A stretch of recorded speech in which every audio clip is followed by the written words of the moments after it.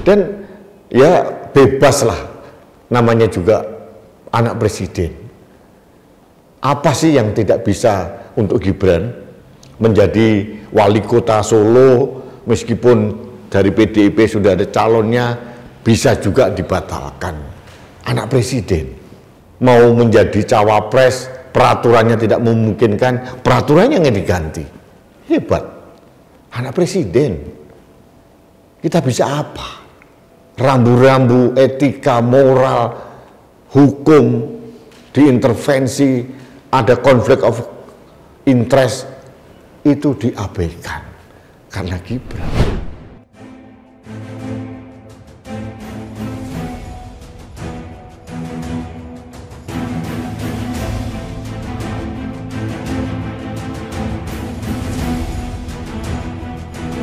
Halo Sobat Indonesia, kita bertemu kembali dalam Opini Rudy.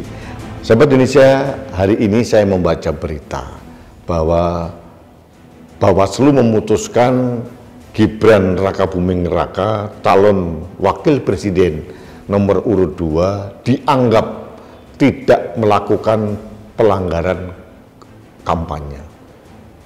Ini disampaikan oleh Bawaslu khususnya terkait dengan bagi-bagi susu yang dilakukan Gibran di Car Free Day Jakarta beberapa waktu yang lalu. Saya tidak kaget kalau Gibran lolos dari sanksi Bawaslu. Saya tidak yakin Gibran akan tersentuh oleh Bawaslu. Memang berani Bawaslu menyentuh Gibran Rakabuming Raka, anak presiden? Saya nggak yakin. Banyak hal yang dilakukan Gibran. Padahal kalau kita bicara tentang peraturan gubernur DKI Jakarta, bahwa di Car Free Day tidak boleh untuk kegiatan politik. Dan Gibran meskipun tidak membawa alat peraga kampanye, karena dia sudah resmi menjadi calon wakil presiden, membagi-bagikan susu, itu sudah pasti ada aroma kampanye. Kampanye tidak hanya melulu dengan menampilkan alat peraga kampanye atau di mimbar kampanye atau dengan orasi. Ini Gibran mungkin tidak memaknai hal ini, dan ya bebas lah, namanya juga anak presiden. Apa sih yang tidak bisa untuk Gibran menjadi wali kota Solo, meskipun dari PDIP sudah ada calonnya, bisa juga dibatalkan. Anak presiden mau menjadi cawapres, peraturannya tidak memungkinkan, peraturannya nggak diganti. Hebat, anak presiden. Kita bisa apa? Rambu-rambu etika, moral, hukum diintervensi, ada konflik of interest, itu diabaikan karena Gibran. Gibran menolak untuk debat di televisi. Ya bebas, anak presiden. Di IKN kemarin Gibran ditanya oleh salah satu pemuda di sana terkait dengan motivasi bagaimana supaya pemuda lokal tidak menjadi tamu di tanah sendiri. Gibran tidak menjawab. Ditanya A, jawabannya B. Bahkan kemudian dia menjawab tanpa mic. Ini strategi. Strategi supaya omongannya Gibran tidak terbaca oleh publik. Ini strategi. Dan itu bebas. Bebas saja untuk Gibran. Sekali lagi, apa sih yang tidak boleh untuk Gibran? Ada pos polisi di Jawa Timur, di atasnya dipasang baliho Gibran dan Prabowo, Bawaslu bebas saja. Nggak apa-apa. Yang masang vendor mungkin dianggap nggak tahu. Apa Pak polisinya nggak tahu? Apa ini tidak melanggar netralitas Polri dalam pemilu tahun 2024?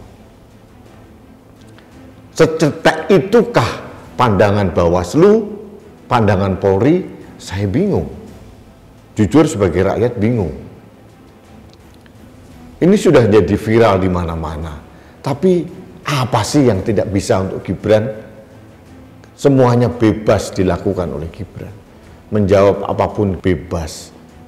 Masih menjadi wali kota Solo, kemudian ada peraturan baru supaya tidak kehilangan kekuatannya sebagai wali kota, ada peraturan presiden bahwa kepala daerah yang mencalonkan diri jadi anggota DPR maupun presiden tidak perlu mengundurkan diri, hanya perlu cuti sesaat saja. Padahal peraturan sebelumnya tidak seperti itu. Demi siapa? Persepsi publik demi Gibran. Ini nggak salah. Karena satu-satunya calon presiden, calon wakil presiden yang masih menjabat kepala daerah, ya Gibran Raka Buming Raka. Siapa lagi? Akhirnya kalau persepsi publik bahwa peraturan itu untuk menyelamatkan Gibran, ya tidak salah. Apa sih yang tidak boleh untuk Gibran? Bebas. Bawaslu kehilangan tajinya, seperti macan ompong, bebas. Bagi-bagi kue, bagi-bagi susu, susunya pun ternyata kandungan gulanya tinggi yang tidak cocok untuk balita, bebas. Ahli gizi sudah protes, hilang, tertelan angin lalu. Semuanya bebas untuk Gibran. Salah ngomong asam folat menjadi asam sulfat, sehingga Gibran mendapatkan gelar Gibran Samsul atau asam sulfat, ya hilang begitu saja. Ini sesuatu yang menarik.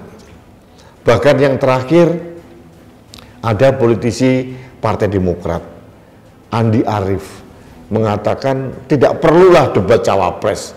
Cawapres kan ban serep. Nah, ini kaitannya kemana? Siapa Andi Arief? Andi Arief adalah politisi Partai Demokrat. Kemana koalisi Partai Demokrat mendukung Prabowo dan Gibran? Gibran lagi. Jadi otak-atik gatuk ini ya akan terjadi terus. Karena rakyat disuguhi dengan pertunjukan-pertunjukan yang berbau dengan keanehan-keanehan. Semuanya demi Gibran. Gibran bebas melakukan apa saja. Namanya juga anak presiden.